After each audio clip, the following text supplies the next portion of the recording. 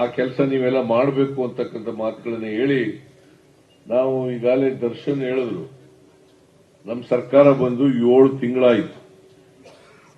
7 ತಿಂಗಳಲ್ಲಿ ಜನರಿಗೆ ಕೊಟ್ಟಿದ್ದಂತ 5 ದೊಡ್ಡ ಭರವಸೆಗಳಲ್ಲಿ 4 ಭರವಸೆಗಳನ್ನ ಈಡೇರಿಸಿದೆ. ಜನವರಿ 12ನೇ ತಾರೀಕಿಗೆ 5ನೇ ಗ್ಯಾರಂಟಿನೂ ಕೂಡ ಜಾರಿ ಕೊಡ್ತಾ ಇದ್ದೀವಿ. ಯುವ ನಿಧಿ ಅದನ್ನ ಜಾರಿ ಕೊಡ್ತೀವಿ. ನಾನು ಯಾಕೆ ಹೇಳ್ತಾ ಇದ್ದೀನಿ ಅಂತಂದ್ರೆ, ಈ ಗ್ಯಾರಂಟಿಗಳನ್ನ ಜಾರಿ ಮಾಡಿದ ಮೇಲೆ ಪ್ರತಿ ಮನೆಗೆ, ಮಾರುತಿ ಯಾಕೆ ಎದ್ದೋಯ್ತಾ ಇದೆಯಾ? ನಾನು ಇಲ್ಲಿ ಮಾತಾಡಿಸಿ ಭಾಷಣ ಮಾಡುವಾಗ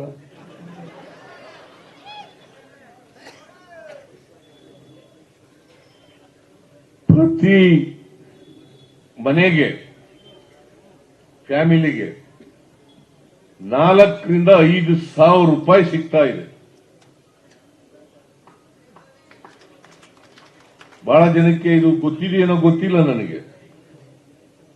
4 ರಿಂದ 5 ಸಾವಿರ ರೂಪಾಯಿ, 1,16,00,000 ಕುಟುಂಬಗಳಿಗೆ, ಕುಟುಂಬದ ಯಜಮಾನಿಗೆ ತಿಂಗಳಿಗೆ 2,000 ರೂಪಾಯಿ ಕೊಡ್ತಾ ಇದ್ದೀವಿ. ಯಾವ ಸರ್ಕಾರ ಕೊಟ್ಟಿತ್ತು ಹಿಂದೆ? 2,000 ರೂಪಾಯಿ 1,16,00,000 ಕುಟುಂಬದವರಿಗೆ 2,000 ರೂಪಾಯಿ ತಿಂಗಳಿಗೆ ಕೊಡ್ತೀವಿ. ಆಮೇಲೆ 1,60,00,000 ಜನರಿಗೆ ಅವರ ವಿದ್ಯುತ್ ಬಿಲ್ಲು ಕಟ್ಟಬೇಕಾಗಿಲ್ಲ.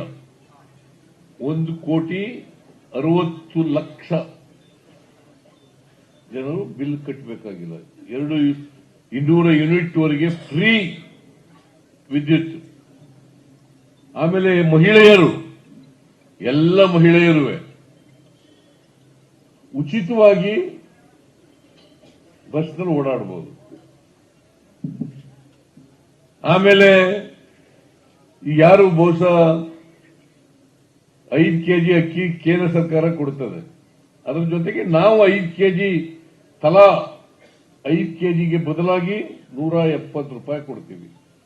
ಈ ದುಡ್ಡೆಲ್ಲ ನಿಮಗೆ ಉಳಿತದಲ್ವಾ? ಈ ದುಡ್ಡು ಯಾರಾದ್ರೂ ಮಧ್ಯವರ್ತಿಗಳು ಹೊಡ್ಕೊಳ್ತಾರ? ನಿಮಗೆ ನೇರವಾಗಿ ತಲುಪುತ್ತೆ. ಈ ದುಡ್ಡು ಸಿಕ್ಕಿದ್ರೆ ನಿಮ್ಗೆ ಕೊಂಡ್ಕೊಳ್ಳೋ ಶಕ್ತಿ ಜಾಸ್ತಿ ಆಗಲ್ವಾ? ಕೊಂಡ್ಕೊಳ್ಳೋ ಶಕ್ತಿ ಜಾಸ್ತಿ ಆಗುತ್ತಾ ಇಲ್ಲ? ಒಂದು ವರ್ಷಕ್ಕೆ 50 ರಿಂದ 60 ಸಾವಿರ ರೂಪಾಯಿ ಒಂದು ಕುಟುಂಬಕ್ಕೆ ಸಿಗ್ತದೆ. 50 ರಿಂದ 60 ಸಾವಿರ ರೂಪಾಯಿ. ಹಿಂದೆ ಯಾವ ಸರ್ಕಾರ ಮಾಡಿತ್ತಾ? ಯೋಚನೆ ಮಾಡಿ ನೀವು. ಹಿಂದೆ ಯಾವ ಸರ್ಕಾರ ಮಾಡಿತ್ತು ಹಂಗೆ? ಯಾವ ಸರ್ಕಾರನೂ ಮಾಡಿರ್ಲಿಲ್ಲ. ನಾವು ಮಾಡಿದೀವಿ. ಕೃಷ್ಣಮೂರ್ತಿ ಗೊತ್ತಾ? ಹೇಳ್ತಾ ಇದೆಯಾ?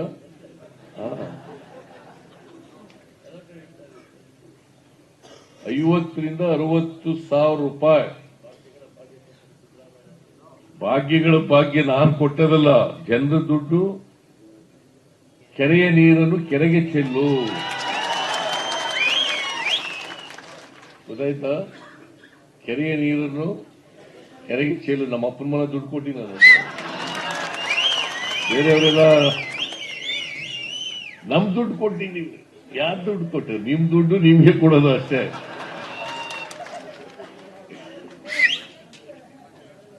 ನಿಮ್ ದುಡ್ಡು ನಿಮ್ಗೆ ಕೊಡೋದು. ಸರ್ಕಾರ ಕೊಡ್ತಕ್ಕಂಥ ತೆರಿಗೆ ಹಣನ ನಿಮ್ಗೆ ಹಂಚೋದು.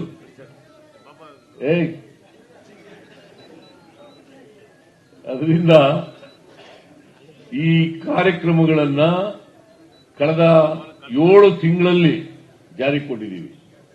ಮುಂದಿನ ತಿಂಗಳು ಯುವಕರಿಗೆ, ನಿರುದ್ಯೋಗಿ ಯುವಕರಿಗೆ BSc, MA, MSc, BA, BCom, MBBS, engineering ಮಾಡಿರ್ತಕ್ಕಂಥ ವಿದ್ಯಾರ್ಥಿಗಳಿಗೆ 2 ವರ್ಷದವರೆಗೆ ತಿಂಗಳಿಗೆ 3,000 ರೂಪಾಯಿ ಕೊಡ್ತೀವಿ.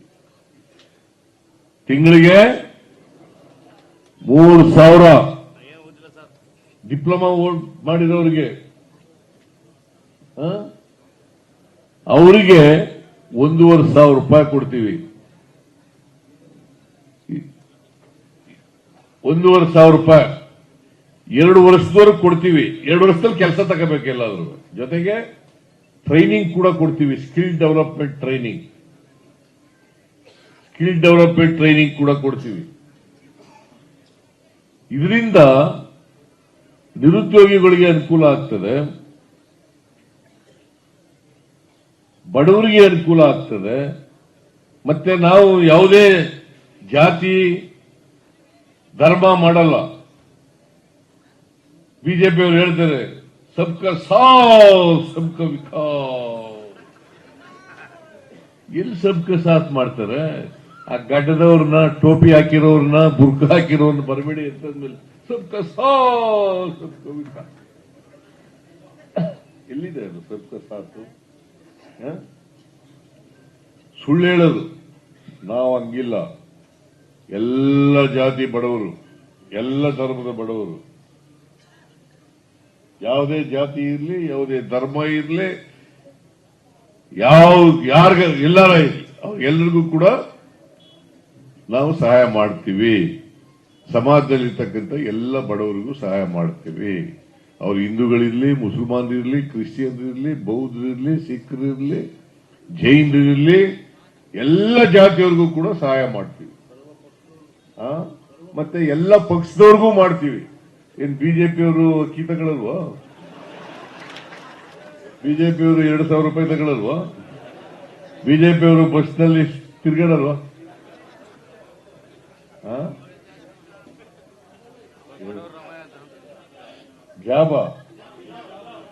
ಹಿಜಾಬ್ ಅದು ವಾಪಸ್ ತಗೊಂಡ್ಬಿಡ್ತೀವಿ.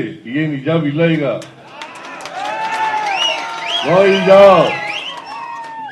ಹಿಜಾಬ್ ಹಾಕೊಂಡು ಹೋಗ್ಬೋದು ಈಗ. ಗೊತ್ತಾಯ್ತಾ? ಆದೇಶ ವಾಪಸ್ ತಗೊಳ್ಳಿ ಅಂತ ಹೇಳಿದ್ದೀನಿ ನಾನು. ಈಗ ಡ್ರೆಸ್ ಹಾಕೊಳ್ಳೋದು, ಊಟ ಮಾಡೋದು ನಿಮ್ಗೆ ಸೇರಿದ್ದು. ನಾನ್ಯಾಕೆ ನಿನ್ಗೆ ಅಡ್ಡಿಪಡಿಸ್ಲಿ? ನೀವು ಯಾವ ಡ್ರೆಸ್ ಹಾಕತ್ತೀಯ ಹಾಕೊಳ್ಳಪ್ಪ, ನೀವು ಯಾವ ಊಟ ಮಾಡ್ತೀಯ ಮಾಡು. ನನಗೆ ಯಾಕೆ? ನಾನು ಊಟ ಮಾಡೋದು ನಾ ಮಾಡ್ತೀನಿ, ನೀವು ಊಟ ಮಾಡೋದು ನೀವು ಮಾಡ್ತೀಯ. ಅದು ನಿಮ್ಮ ಹಕ್ಕು, ನನಗೆ ನನ್ನ. Very simple, very simple. ನಾನು ಧೋತಿ ಮತ್ತೆ ಜುಬ್ಬ ಹಾಕತ್ತೀನಿ, ನೀನ್ ಪ್ಯಾಂಟು ಶರ್ಟ್ ಹಾಕಿದ್ರೆ ಹಾಕೋ ನೀನು.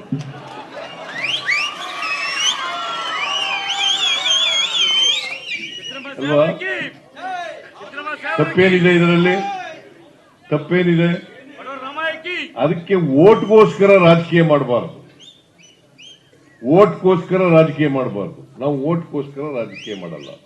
ಈ ಸಮಾಜದಲ್ಲಿರ್ತಕ್ಕಂಥ ಬಡವರು, ದಲಿತರು, ಹಿಂದುಳಿದವರು, ಅಲ್ಪಸಂಖ್ಯಾತರು, ಅವ್ರಿಗೆ ನ್ಯಾಯ ಕೊಡ್ಲಿಕ್ಕೋಸ್ಕರವಾಗಿ ನಮ್ಮ ಸರ್ಕಾರ ಕೆಲಸ ಮಾಡ್ತದೆ.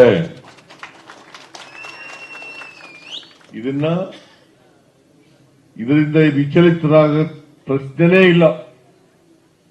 ಇದರಲ್ಲಿ ರಾಜಿ ಮಾಡ್ಕೊಳ್ಳೋ ಪ್ರಶ್ನೆನೇ ಇಲ್ಲ. ಆ ಕೆಲಸ ಮಾಡಬೇಕು. ಆ ತರ ಇವತ್ತು ಇಲ್ಲಿವರೆಗೆ ಮಾಡಿದ್ದೀವಿ, ಮುಂದೇನೂ ಕೂಡ ಮಾಡ್ತೀವಿ. ನಮ್ಮ ಜೊತೆ ಇರಿ ಅಷ್ಟೇನೆ.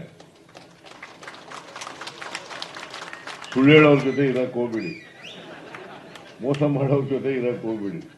ನಮ್ಮ ಜೊತೆ ಇರಿ. ನಿಮ್ಮ ಆಶೀರ್ವಾದ ಇರ್ಲಿ ನಮ್ಗೆ. ನೀವು ಆಶೀರ್ವಾದ ಮಾಡಿದ್ರೆ ಇನ್ನೂ ಹೆಚ್ಚು ಕೆಲಸ ಮಾಡಕ್ಕೆ ಅನುಕೂಲ ಆಗ್ತದೆ ಅಂತ ಹೇಳ್ತಾ, ಈ 3 ಸ್ಟೇಷನ್ಗಳನ್ನ ಕೌಲಂದಿನಲ್ಲಿ ಉದ್ಘಾಟನೆ ಮಾಡಿದ್ದೀವಿ. ಜೈಪುರಕ್ಕೆ ಹೋಗಿ ಮಾಡಕ್ಕಾಗ್ಲಿಲ್ಲ, ಅಂತರ್ಸಂತೆಗೆ ಹೋಗಿ ಮಾಡಕ್ಕಾಗ್ಲಿಲ್ಲ. 3 ಮಾಡಿದ್ದೀವಿ.